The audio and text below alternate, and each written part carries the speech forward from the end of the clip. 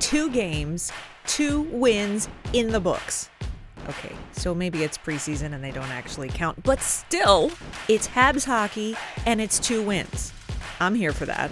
And I've got some thoughts on how those games went.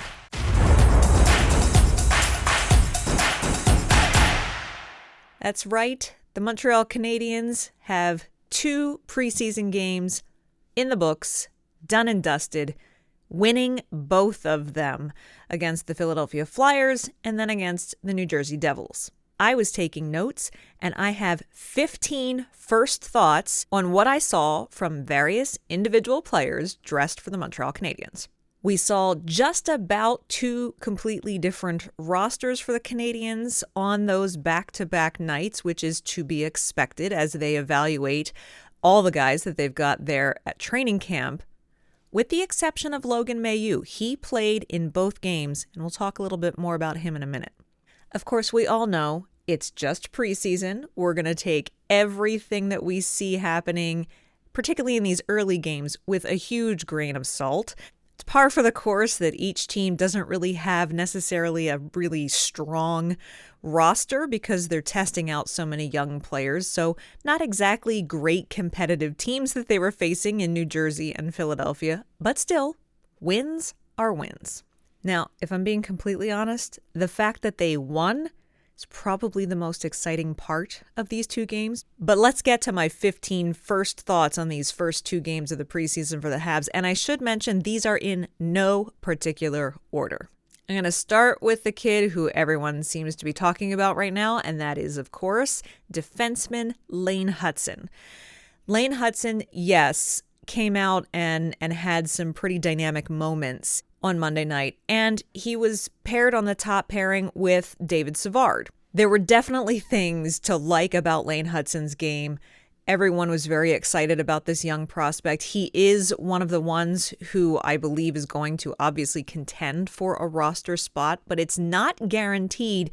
And in fact, there were some things, despite all of the pomp and circumstance around Lane Hutson, if you watched his game closely, there were definitely some weaknesses that he will need to work on. Not saying that to be Debbie Downer, just saying it to stay realistic. All that aside, I still think Lane Hutson is one of the top candidates vying for a job on the NHL opening night roster. Another prospect that certainly made everyone sit up and notice was Oliver Kapanen. Oliver Kapanen looked competitive, he looked ready, and he looked like he wanted to come in and play spoiler a little bit in this decision-making process for the Montreal Canadiens, because here is the thing for Oliver Kapanen. There is no option for him to go to Laval. It is either he makes the Montreal Canadiens roster or he has to go back to Europe. And if he continues to play like we saw him play on Monday night, Kent Hughes, Jeff Gorton, Marty St. Louis, they're all going to have a new conundrum thrown into the mix in terms of what to do with this young man, because he certainly looked like he could potentially be ready to play in the NHL. Another European skater who continues to impress me, Emil Heineman, who came away with a goal and an assist on Monday night. Heineman is one of those guys who I have talked about how he had a strong performance in Laval last year, seemed to get his footing a bit more, seemed to grow in his confidence, and that he was one that definitely could start to make that transition towards the NHL or start to push for a reason for Kent Hughes to call him up or keep him up. And he certainly showed that again on Monday night. He is a more understated player. He's not real flashy, but he is solid in the areas that he needs to be. And I really liked what I saw from him. His goal was very nice, and he's a good setup guy as well, as we saw. Now, I did mention Logan Mailloux at the top of this video. He was the only one who played on both nights, and I find that interesting because it tells me that they really want to examine where Mailloux is in his game. I have talked on this channel quite a lot about the successful season that Logan Mailloux had last year in the AHL. Just a tremendous season from Mailloux, and how I believe he is the other guy who's pushing with Lane Hutson to make the roster on the defense for the Montreal Canadiens on opening night. The fact that he had 2 opportunities to show the management what he had was a positive. However, I didn't love who he was paired with both nights. The first night he found himself all the way down on the bottom pairing along with Adam Engstrom, who is not, while Engstrom is certainly an interesting defenseman and one that I think that, definitely has some NHL potential, is not somebody who you would expect Logan Mailloux to get paired with. I would have liked to have seen him at least on the second pairing on that first night with Arber Xhekaj. No offense to Justin Barron, because I think Justin Barron is a solid defenseman as well. But Mailloux and Xhekaj, during that short stint that Arber Xhekaj spent in Laval last season, he was paired with Logan Mailloux, and the two of them had instant chemistry. They performed so well together, and they each actually had said that many times in the media, that they enjoyed playing with one another and that they instantly kind of clicked on the ice. So I would have liked to have seen that pairing brought back together in this first game. Maybe we'll get to see that in one of the games coming up later on this week. The second night, he was promoted to the second pairing, but he was with Jayden Struble. Again, Jayden Struble was kind of last year's surprise that he ended up spending most of the season up in the NHL. So a bit of an upgrade in terms of his defensive partner, but still not exactly kind of the showcase spot. If he is going to make the NHL roster, he's going to do it through hard work and coming up through the ranks of the defensive core. You know, one thing I was really excited to see on Monday night, Kirby Dach playing with confidence, without any hesitancy, with a little bit of edge to his game. Kirby Dach looks like he is fully recovered. He looks like he is ready to go, and he looks like he is hungry to stay healthy and have a successful season. And if he can do that, that could be a huge key factor for the Montreal Canadiens this season. I thought it was a great indicator that he looked absolutely fired up and ready to play on Monday night. The opposite end of that spectrum for me, frankly, is Alex Barre-boulet. And I have nothing against Alex Barre-boulet. Have seen him play quite a bit for the Syracuse Crunch, the AHL affiliate of the Tampa Bay Lightning. Barre-boulet was a member of the Crunch for many years, played against Laval for a lot of years, was a bit of kind of Laval's nemesis in the AHL. He always seemed to manage to score against the Rockets. So kind of not surprising that they opted to sign him over the summer. This is essentially kind of another Raphael Harvey-Pinard kind of player, someone who will perform very well at the AHL level. If you've gone through a lot of injuries, maybe he's a call-up that can come up every once in a while, but not someone that I think you can rely on a consistent and regular basis on an NHL roster, at least not at this point. My next two players, are guys who definitely went out and tried to make waves and made themselves noticeable in all the right ways. Jared Davidson being the first one. Davidson had 2 assists in his game, looking strong once again. I've mentioned in a recent video that Davidson really turned things around after he came back from injury last year and really started to step up his game and get more comfortable in his role. That seems to have continued over the summer. He looked good in rookie camp as well, and that is transitioning into NHL training camp as well. Jared Davidson, I anticipate that he will be in Laval this season, but he is definitely one to watch and keep an eye on. The other guy who did a bit of that as well is a little bit newer in terms of the pro hockey ranks, and that is Luke Tuch. Luke Tuch had a goal in Monday night's game. He is fresh off of his experience in the NCAA, and as you saw on Monday night, and as we've saw just in the brief time that we saw him at the end of last season with Laval, he plays a very mature game, and you find that a lot with guys who've gone the NCAA route. The NCAA is a very competitive league. Luke Tuch is a very competitive player. We'll see how far through camp he gets before they send him to Laval. I wouldn't be surprised if they kept him around a little bit longer than you might anticipate just to see what he's got. What can I say about the 4 goaltenders? Primo, Dobesh, Montembeault, and Hughes, they all were pretty even in terms of saves, in terms of performance, and all 4 of them blanked their opponents. That's right, back-to-back shutouts for the Montreal Canadiens. So a tip of the hat to all 4 netminders. That was a pretty fun thing to watch. And also stick taps to the defense. it means that maybe the defense is starting to get a little stronger. Now, again, granted, the opponents maybe didn't have as much firepower on the ice, but it's still a notable thing that they had back-to-back shutouts. The Montreal Canadiens have not yet been scored on this preseason.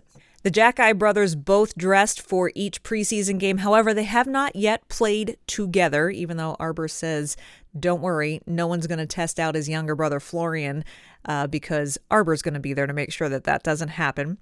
But Arber played on Monday night, then Florian played on Tuesday night. Florian actually found himself in the penalty box early in Tuesday's game. Arber, however, I was impressed that Arber Jackeye showed some maturity and some restraint in Monday night's game. Good old Nick Deslauriers, who now plays for the Philadelphia Flyers, a known tough guy, used to play in Montreal, didn't waste any time in putting a kind of a nasty hit on a young player in the corner early in the game. And that drew the ire of Lucas Condata. They, had some words, had some fisticuffs, and spent some time in the penalty box. And I believe if this had been a year ago, Arber would have gone after Nick Deslauriers later in the game as a way to kind of put his stamp on things and let Nick Deslauriers know that he wasn't going to let him push around the young guys. But I was impressed that Jackeye showed restraint and didn't get into it, let it go, and just played his game. I think that's a sign of some growth from Arber Jackeye, and I think that's a positive thing. Arber Jackeye is going to be a tough guy, and I don't want to see him not be a tough guy. I just want to make sure that he's a smart tough guy. I was a little worried watching Josh Anderson play on Monday night because we weren't seeing a whole lot different from Josh Anderson, and we know how last season was for Josh Anderson. And then Josh Anderson scored a goal. And that's, I think, a sign of encouragement that if Josh Anderson can come out and be productive and get some confidence this preseason, confidence in his game, confidence in his abilities, confidence in his role within the organization and on the team, then I think that will start to translate into more offensive production for Josh Anderson, which, quite frankly, bottom line is what we need to see. I don't think people are talking enough about Owen Beck and the outstanding game that he had on Monday night. Jake Allen had to make not one, not two, but 3 point-blank saves on Owen Beck throughout the night. He robbed Owen Beck of multiple goals. Owen Beck has been patient. He has done the work. He has excelled in junior, and he comes to camp every year showing more and more progression. And I think this year, this is the year that he's ready to say, listen, I'm here. You can't ignore me anymore. Will Owen Beck win an NHL job? That's yet to be seen. I expect him to stick around in training camp for a bit, but if Monday night's performance was any indicator of what we might see in the preseason from him in the NHL, I think it's all good things going forward for Owen Beck. Really, really great performance. Someone that I actually wasn't that impressed with was David Reinbacher, but I'm still waiting for David Reinbacher to really make me sit up and say, hey, that's a 5th overall pick. And I'm not saying that because I'm impatient. And I know that defensemen take longer to develop. However, David Reinbacher has the skill and he's got the talent. What I need to see from him is the confidence. He looks really hesitant at times on the ice. He looks a little unsure and a little lost sometimes on the ice. And that makes me a bit nervous. Now, maybe it was simply first game nerves that we saw on Tuesday night that made him be a bit invisible for me. And he seemed to kind of let Mike Matheson carry the load a little bit. I'm hoping, fingers crossed, that Reinbacher's next outing, whether that comes on Thursday or Saturday, is going to have a little bit more meat to it. And if that's the case, then I'm certainly willing to kind of write off that first game as an anomaly, chalk that up to nerves or whatever the case may be. But I need to see David Reinbacher start to step up a little bit with his confidence in himself and start to look like someone who's really trying at the NHL level. Last but not least, Patrik Laine. This is my 15th first thought on the first 2 preseason games for the Montreal Canadiens.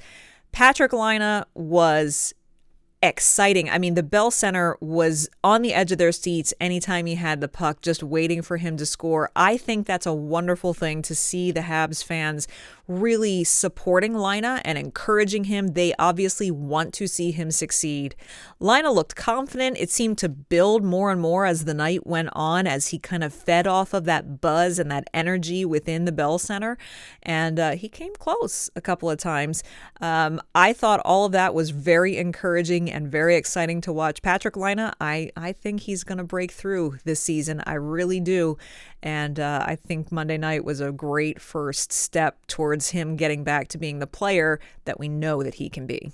So after 2 preseason games, those are my 15 first thoughts. You know, there's some exciting things. There's also some things I think need to be worked on. But I want to know, what did you take away from the first 2 preseason games? What did you notice? Positive, negative, kind of mediocre? Who really stood out to you? Leave messages down in the comments. I would love to hear what you thought of the first 2 preseason games. They've got 2 more coming up this week, 4 games in the first week. It's a home and home against the Toronto Maple Leafs with Max Pacioretty on board. That will be interesting for sure.